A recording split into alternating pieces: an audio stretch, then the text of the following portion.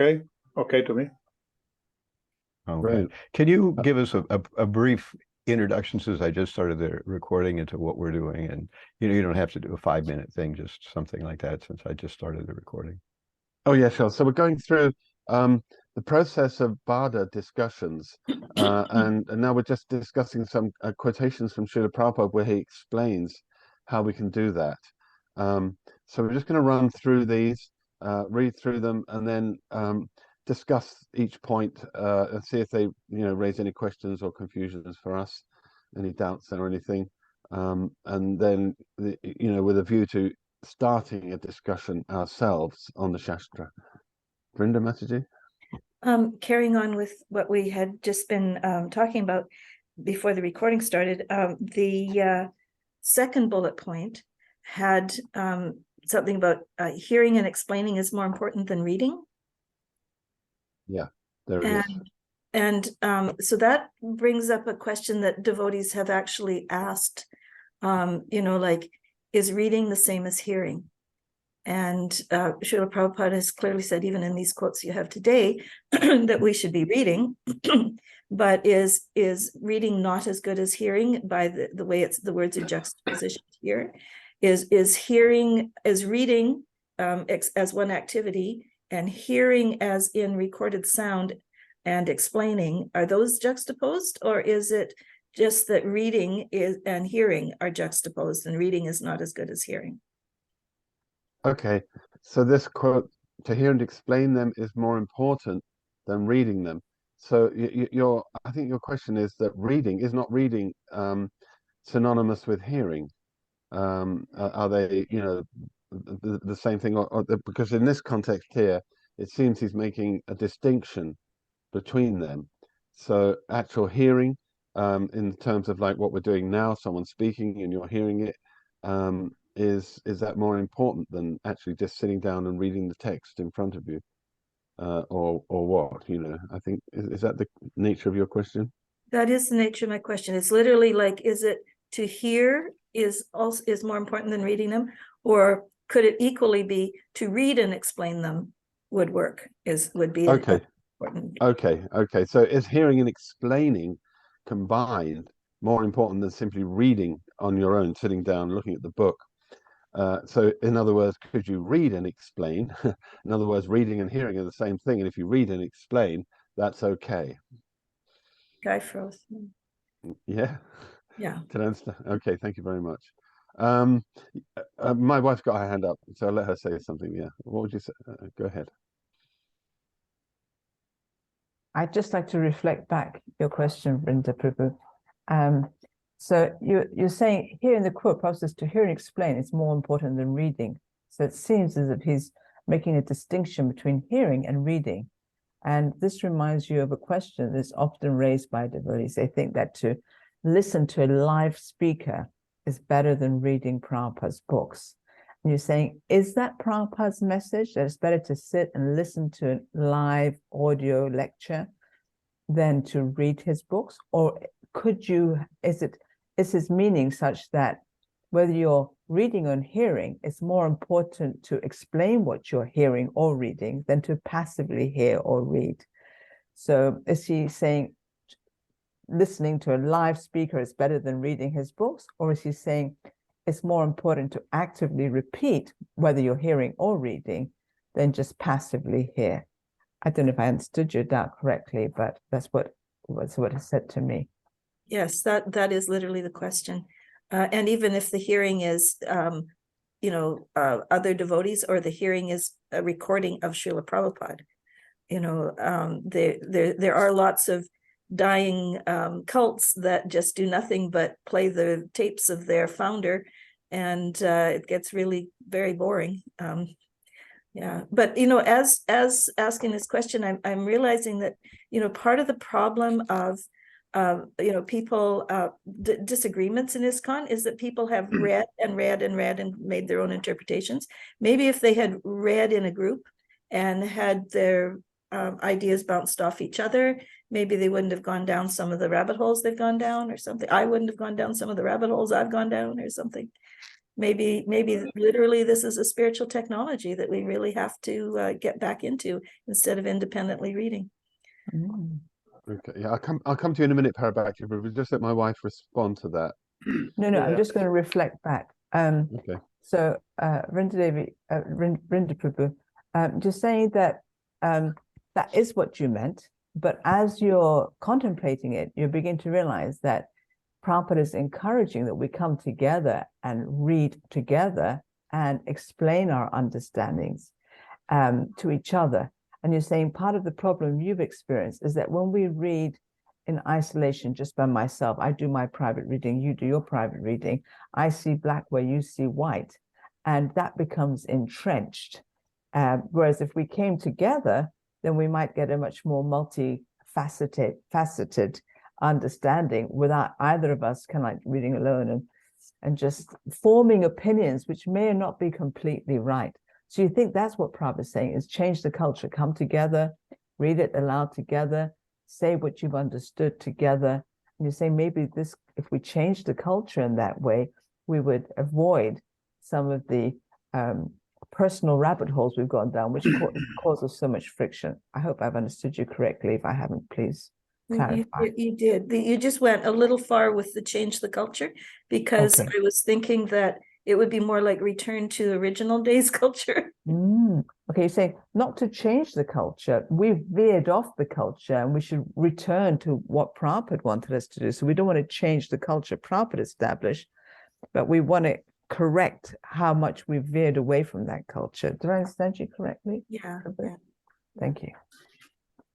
Thank you. That's a really nice point. Parabhakti Prabhu, you had your hand up. Yes, earlier. I need your help to understand better the use of the English word, because in my language there is a difference between hearing and listening. Because one hearing is just someone is talking and you hear something, that and you are not really attentive. And to listening, I don't know if there is the same difference in English. Means that you prepare your body and your mind and everything just to go absorb what the people is telling to you. And the reading is also a part of the process of listening. So there is no the reading is much more figurative than the reality when you listen from someone, but it's part of the process. So I don't know if there is the same difference in the English language, or are just synonymous, hearing and listening. Okay, yeah. Hearing and listening. So in Italian, there's a distinction in as much as listening means In you Latin, really do. Latin, there is a distinction. In Latin, there is a distinction. Of course, Italian is coming more direct from the Yeah. Latin. Yeah, sorry, probably, yeah, in Latin. So, and to listen means that you really do connect with the subject that you've heard. And hearing just means you hear it, but you don't necessarily assimilate, really get the meaning. Yeah. You prepare, no? In the first case, you prepare just to absorb what someone is telling to you. Okay, yeah. I mean, in English, that distinction is not there, but that's what we're trying to do with our discussions. We're trying to really hear and absorb.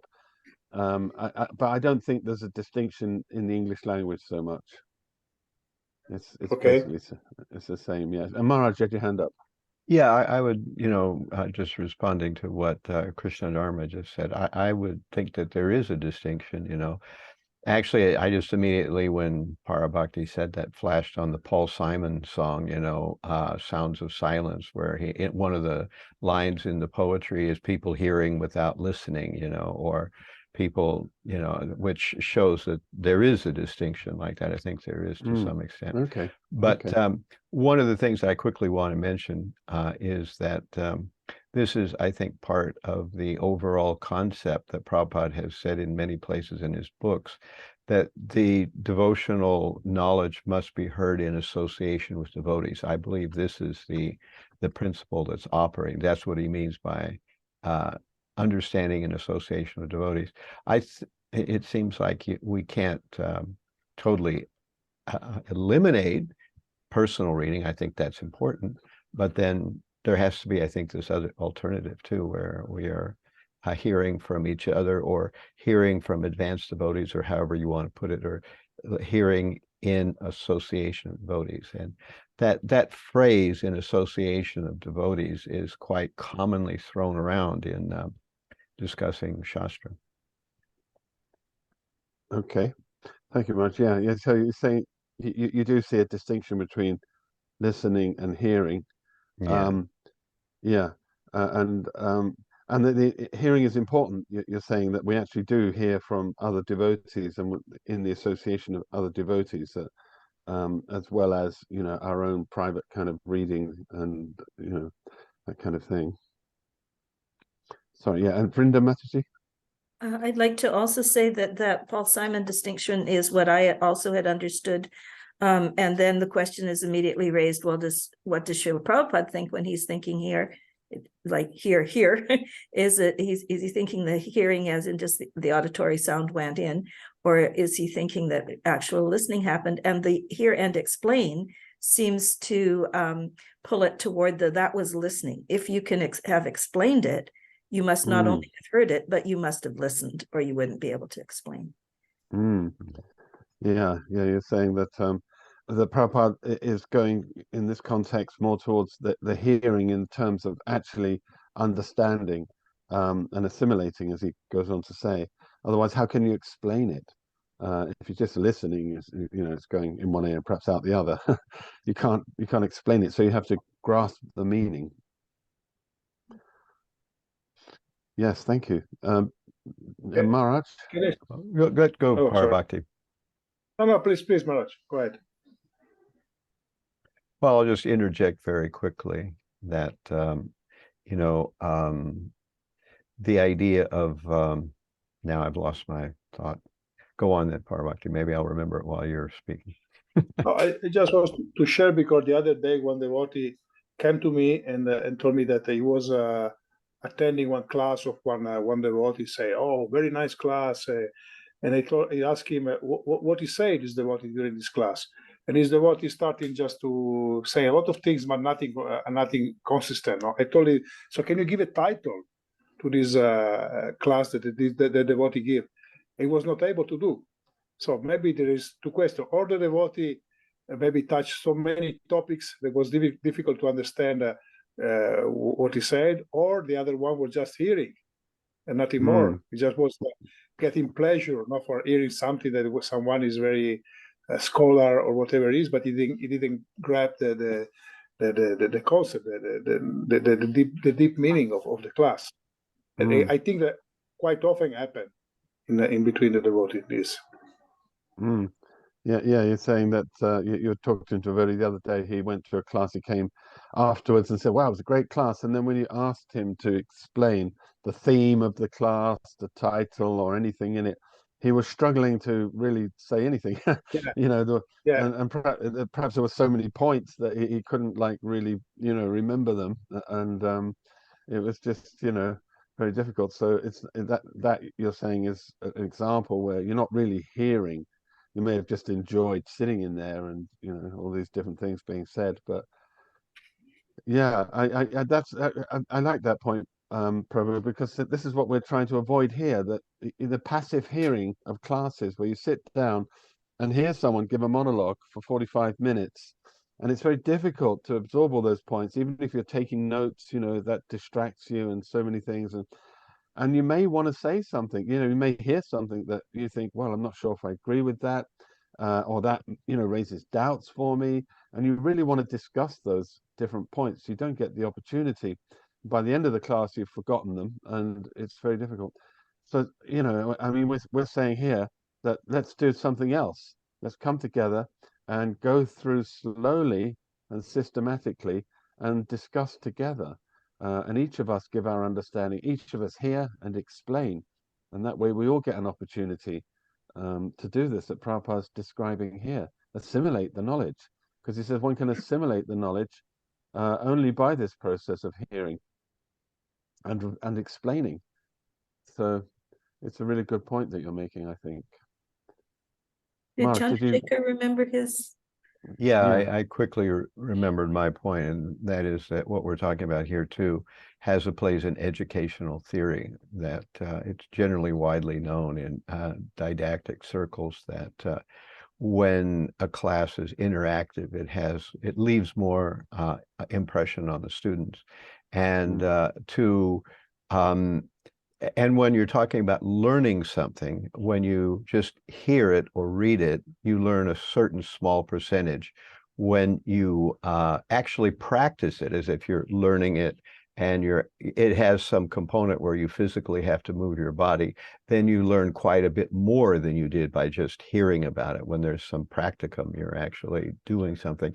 But the thing that makes you remember and actually assimilate something to the maximum extent is actually explaining it to somebody else.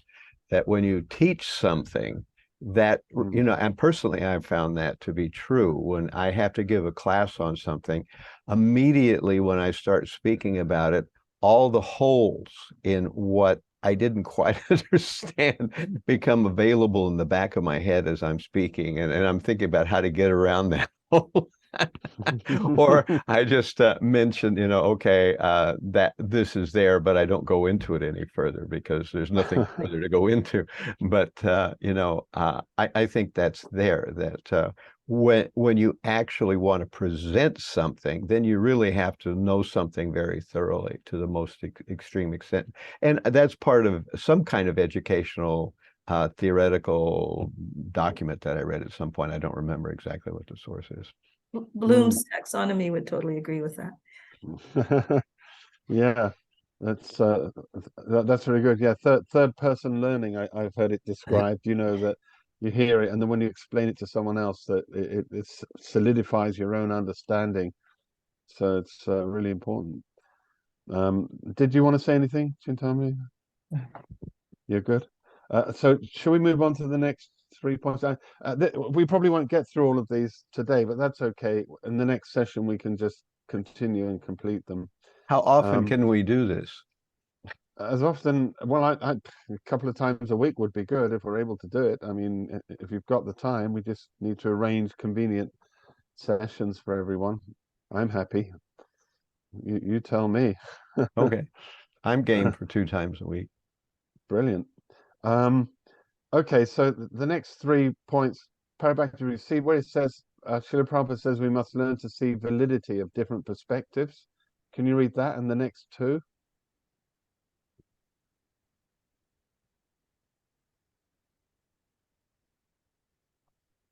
You're muted, Prabhu. Oh, yeah. Srila Prabhupada say that we must learn to see the validity of different perspective. Srimad Bhagavatam is as great as Krishna, the Supreme Lord and shelter of everything.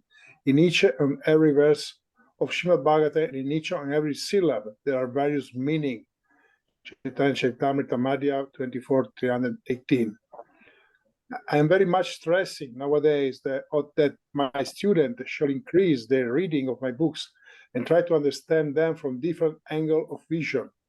Each sloka can be seen from many, many angles of vision, so become practiced in seeing things like this. Letter to Tribhuvanat, Los Angeles, 16 June 72. Srila Prabhupada say we must support our perspective with Sastric evidence, speaking palatably.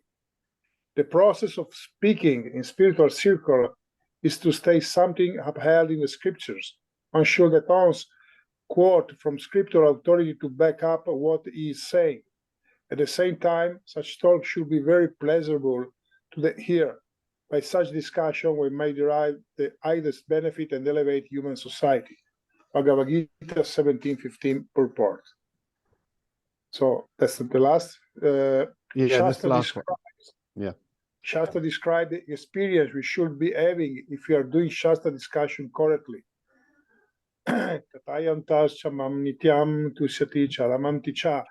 They derive great satisfaction and bliss from always enlightening one another of conversing about me. Bhagavad Gita 10:9. Satam prashangam mana virya samvido bhavanti ritikana rashayana katha.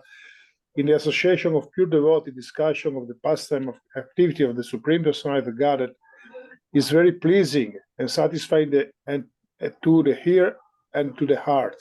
Srimad Bhagavatam 3:25-25. One should learn how to associate with the devotee of the Lord by gathering with them to chant the glories of the Lord. This process is most purifying. As devotees thus develop their loving friendship, they feel mutual happiness and satisfaction. And by thus encouraging one another, they are able to give up material sense gratification, which is the cause of all suffering. The devotees of the Lord constantly discuss the glories of the personality of Godhead among themselves. Thus, they constantly remember the Lord and remind one another of his quality and pastime. In this way, by their devotion to the principle of Bhakti Yoga, the devotee please the personality of Godhead, who takes away from them everything inauspicious. Being purified by all impediments, the devotee awakened to the pure love of Godhead, and thus, even within this world, their spiritualist body exhibit symptoms of transcendental ecstasy, such as standing of the bodily hairs on the hand. Srimad Bhagavatam 11:3, 30, 31. Thank you very much, Prabhu. Does anyone have any comments or questions on these points? I think we can just about get them all in there. Vrinda Mataji. So would we understand from this that if discussions among devotees are not developing these pleasurable aspects, something is being done wrong, that there's something that needs to be adjusted? Yes, thank you. You're saying, well, if we're not getting these results described here, then are we making, some mistake? Are we, not getting the process right? We need to make adjustments. Yeah. Thank you for that point. Actually, we do go on to talk about that a little further on in this short presentation here. And the short answer is yes. Prabhupada says that we have to rectify, we have to adjust, if we're not getting the result. And actually, we see that often is the case, isn't it? That in our discussions, rather than actually develop this loving friendship, mutual satisfaction, giving up, getting free of suffering, etc., we end up at loggerheads and never talking again or something like that. So, witness the discussion about Vaishnavi Diksha Gurus, and 20 years they've gone on without any resolution. So we're hoping to introduce a different methodology, this process where we can at least see the validity, because as we were saying earlier, that there are different perspectives, and as it says here, actually we're on that now, and we can at least see the validity, even if we don't agree with it, that we can have these different ideas and different perspectives on Shastra without fighting over it. Yeah. Does anyone have any other points? Maharaj? Well, in response to what Vrinda just said, and in response to how you replied to it, I would throw out the question, is there a time and a place to discuss things that, I think, most of the time when we discuss various Shastric things, just say in the process of going through a piece of Shastra, a very small segment, and discussing, probably most of these things would apply. But when we actually are dealing with a topic that is controversial and that devotees do not have a settled or obvious conclusion on, then I would say that's a special kind of discussion. And still, I agree with the point that it should be satyam priyam, so it should be truthful and palatable. But at the same time, it might be a little bit edgy more than a regular, and that would be a special case. How would others respond? You're saying, well, when we're drilling down to small segments of scripture that we're going through, statements that we're analyzing and trying to understand, then you're happy with this, process of trying to see it maybe from different lights and that kind of thing, have different perspectives. But on a broader scale, if there's an issue like I just mentioned, Vaishnavi Diksha Gurus, where there are sort of settled views, two parties with different conflicting opinions about it, it would be, you're not sure if we could apply this to that, and with any fruitful results. Well, that might be I would say, I'm not really saying, I think we could apply many of these points, but it might have be sort of a different type of dialogue. That's all I'm saying, really, is that we make a conceptual distinction between devotees sitting around trying to understand a piece of scripture and devotees coming together to debate or to resolve a controversial issue. Okay, so you're just saying it would take a different form, the dialogue, as opposed to just sitting down and talking. Yeah, okay. Vrinda, did you want to say something on that one? I did, on that very one.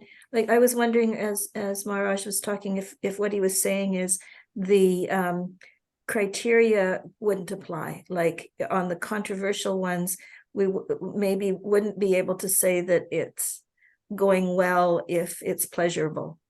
That it's going well if everybody is experiencing ecstasy from it. Might have a very special definition for ecstasy. If the great satisfaction and bliss are not evident, maybe that's not a fair criteria for the controversial topics. But well, your hair could stand on end. That's a possibility. Ghastly rest. And then I was wondering that, maybe the controversial topics wouldn't become so controversial and encamped if this technology had been used more freely leading up to that point in time, because this is basically a lot of these quotes we're hearing today have a lot of talk about different angles of vision. And if there's no if there is appreciation of different angles of vision, it's hard to get to camps.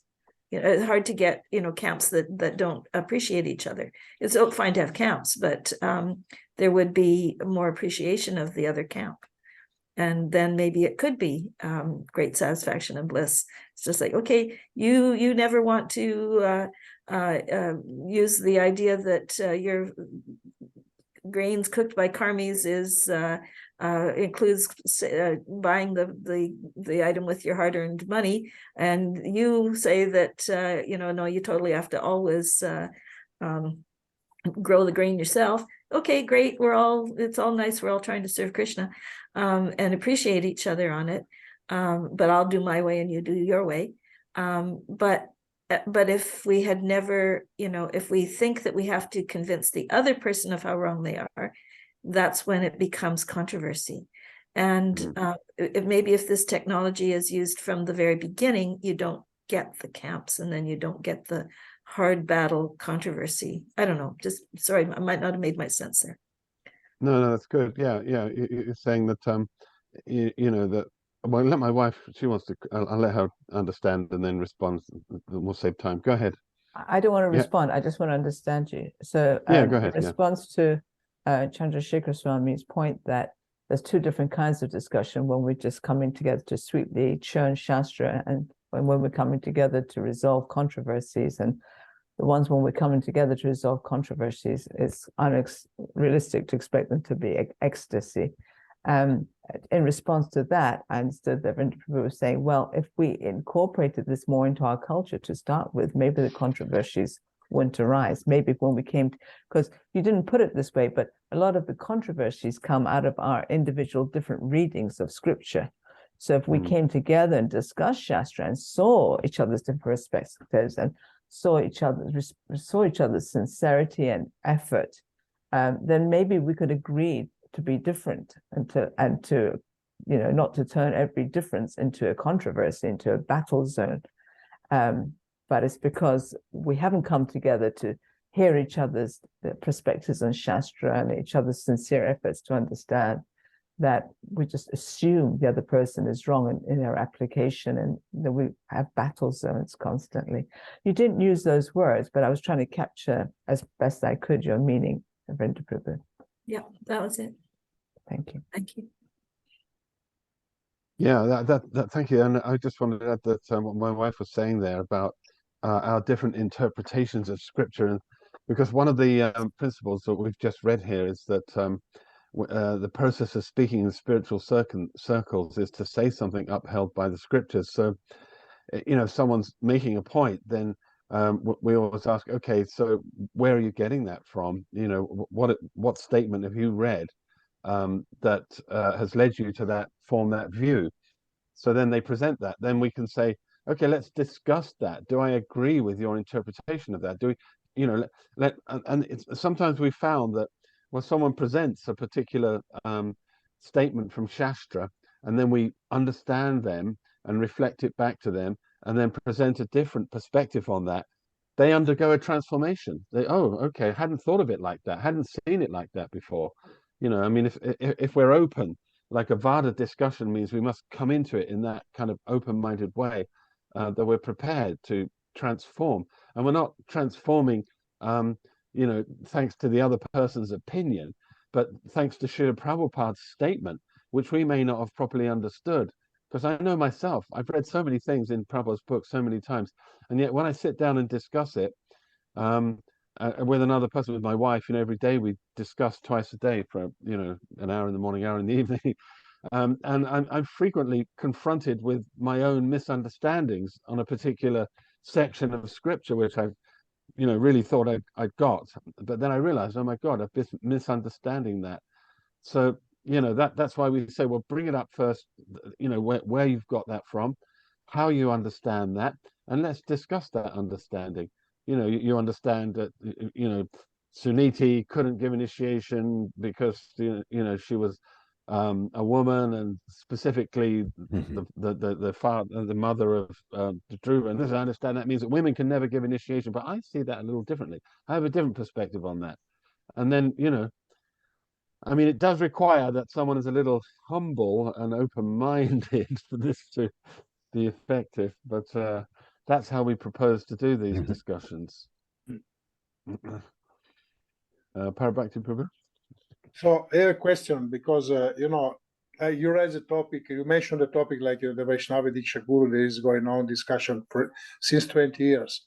That means that the devotee, they never had to the Vada discussion between them, because, you know, after so long time, nothing really happened. Everyone remained on his position, and very, very little step are going forward. So which is the reason? Because if you read the Jaiva Dharma, no, that when the devotee, they was reading, studying, going to their interpretation, after they went to the leader, no, to the senior devotee, asking him, and he helped them just to harmonize their different understanding of the Shastra.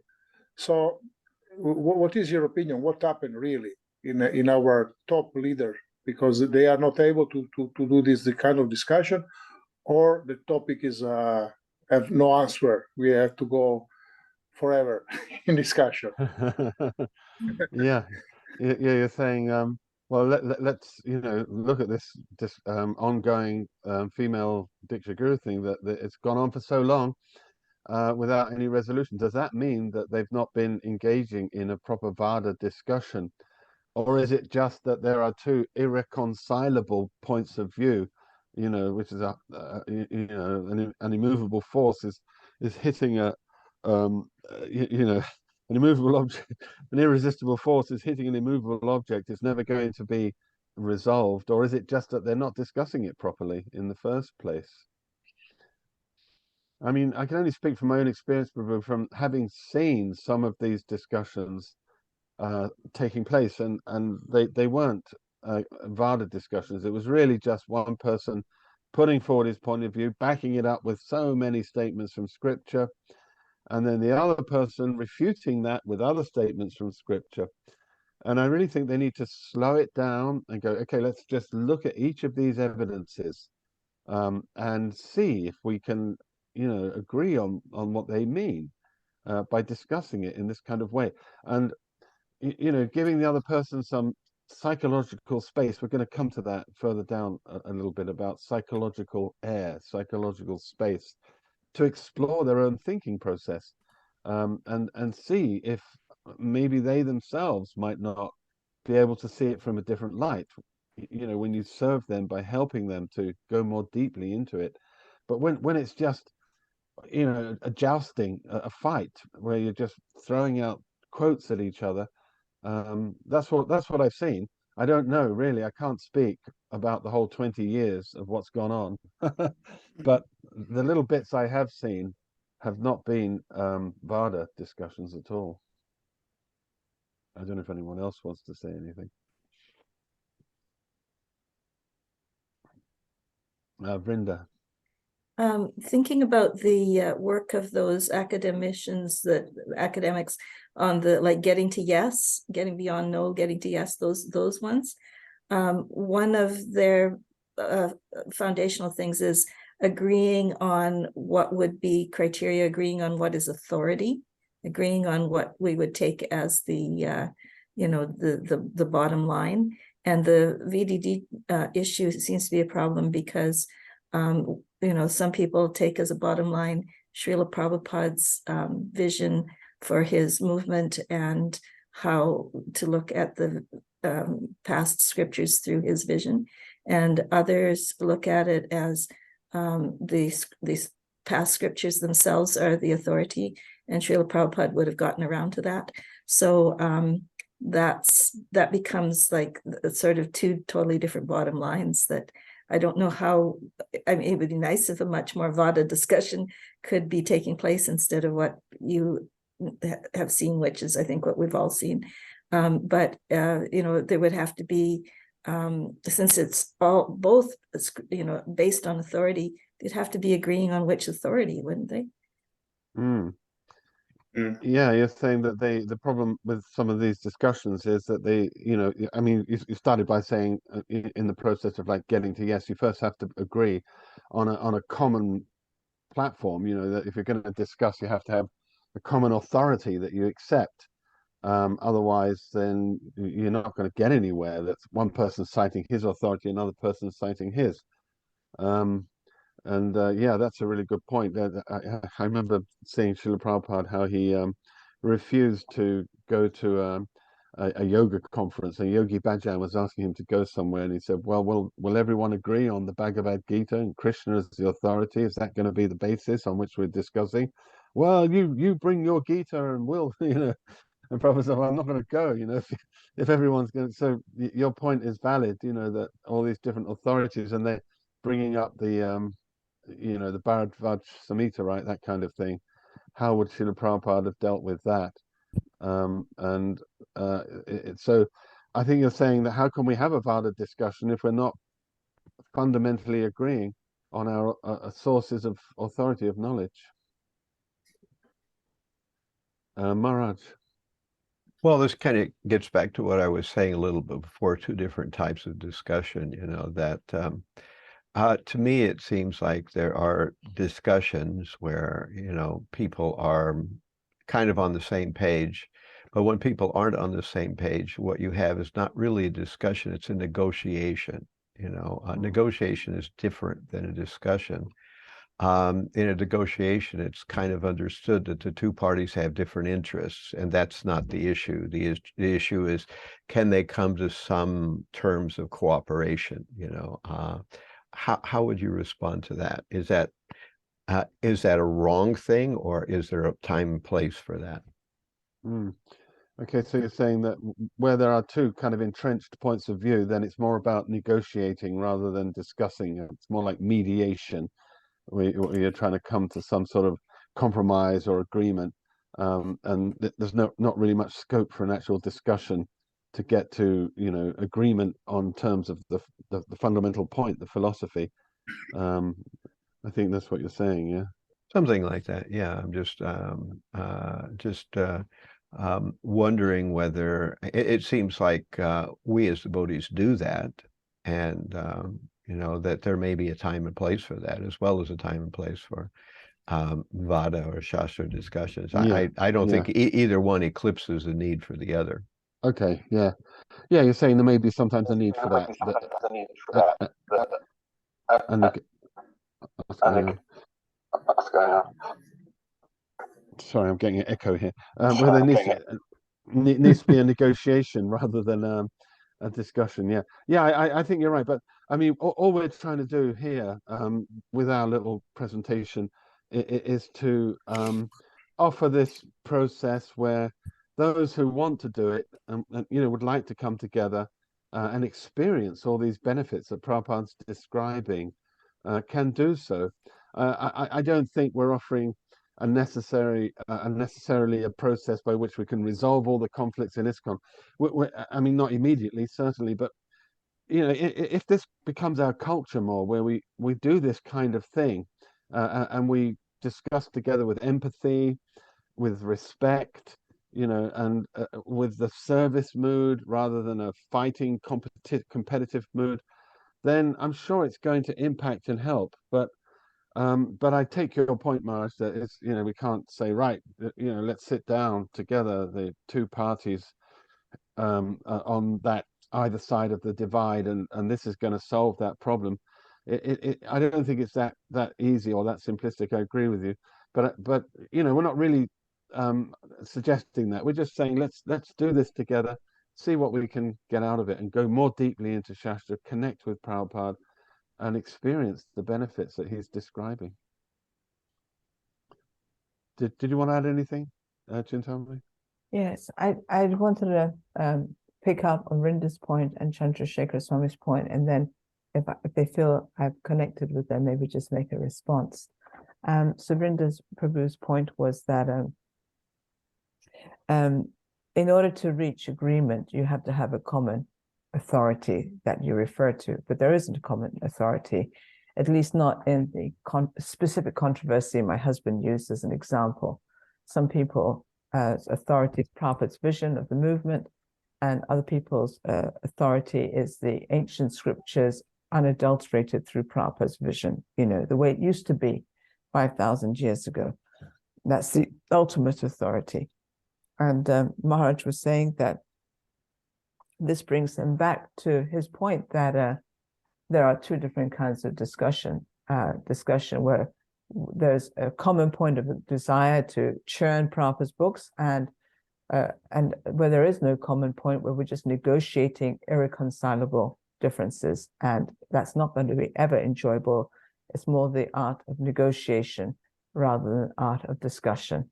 So I hope I've understood correctly the 2 points, but there is something I would like to have said. It was a little bit off topic from what we're presenting here, but if I have both of your permissions to add something to this point. Yeah, so my point is, it's such a shame that in Prabhupada's movement, where he constantly reinforced the idea he's not just a guru, he's the founder Acharya, and his books are the law books for the next 10,000 years, that we have trained devotees who do not see him and his vision as the mission of ISKCON, and his books as the law books, that they see it different. It's like we now have two different centers, like Prabhupada gave the example of throwing pebbles into the water. We don't have a common center anymore of pleasing Srila Prabhupada, because by pleasing Prabhupada, we please Krishna. We now have different centers of interest. And I don't think ISKCON is going to survive, but to speak of achieve Prabhupada's goal, if we have different centers of interest. And I think personally, and forgive me if I seem as if I'm ranting, but I think this has been due to a failure of training these devotees from the very beginning. Whatever we've done in the past has been done, but let's start training devotees, not just to make Prabhupada a figurehead founder Acharya. We carry his murti around up and down and do special Prabhupada festival days, but we actually train devotees from the very beginning of their indoctrination into ISKCON, how to discuss Prabhupada's books and feel the magic that he can work in our lives if we come to his book seeing him as Krishna's representative. And then when we actually feel that magic working in our lives, those of us who stay in ISKCON will have one authority. If we please Prabhupada, we please Krishna. That's it. And if that's not our line, I think to myself, what are we doing in ISKCON? Go form your own movement, the Bharat movement, or something else. This is Prabhupada's movement. So I just wanted to add that little rant in there, but Thank you very much. I'm conscious that we've kind of gone over time, and so maybe we should adjourn for the moment. We've got halfway through these, so we can do the other half next time we come together. I mean, twice a week sounds good to me. I'm maybe on Boxing Day on Monday. I don't know how you are all. Boxing Day. Yeah, do you call it Boxing Day? Yeah, No, Day. Boxing Day actually means where people put the boxes away, right? I know, that's right. Yeah. Yeah, I was confused by that one for a long time too. And when I was in New Zealand, the sense of Boxing Day, I thought it was this kind of boxing, but Fighting Day. No, Monday, basically. I mean, that same sort of time. If you're available, then we could maybe try and continue. Monday's good. Yeah.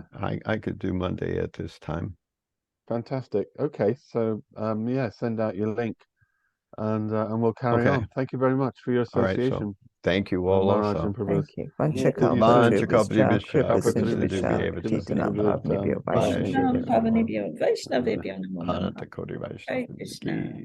very much. Hare Krishna.